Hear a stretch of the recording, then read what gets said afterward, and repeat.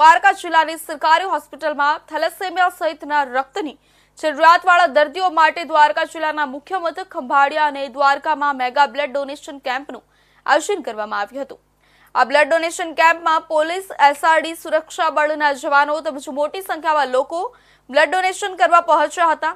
આ blood donation કેમ્પમાં cabinet મંત્રી મુળુભાઈ બેરા પણ ઉપસ્થિત રહ્યા હતા। બ્લડ ડોનેટ કરનારનું કેબિનેટ મંત્રી મુળુભાઈ બેરા દ્વારા સન્માન કરવામાં આવ્યું હતું।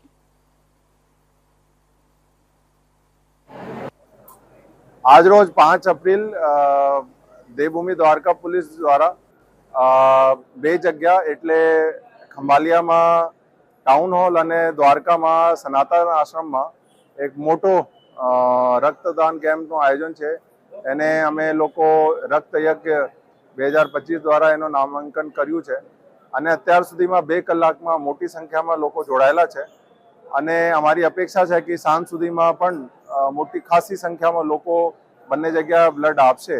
એમાં અમારા જિલ્લા પોલીસના પોલીસ કર્મચારીઓ, પછી જીઆરડી, હોમગાર્ડ, ટીઆરબી, એસઆરડી, જેટલા પણ લશ્કરી બળો છે જેમાં નેવી, કોસ્ટગાર્ડ, સીઆઈએસએફ બધા જોડાય છે અને સાથે સાથે જુદા જુદા સરકારી ખાતાઓ, બિન સરકારી સંગઠનો અને સાથે સાથે જેટલા પણ સમાજના અલગ અલગ જાતિ ધર્મોથી લોકો એમાં મોટા પ્રમાણમાં જોડાય છે।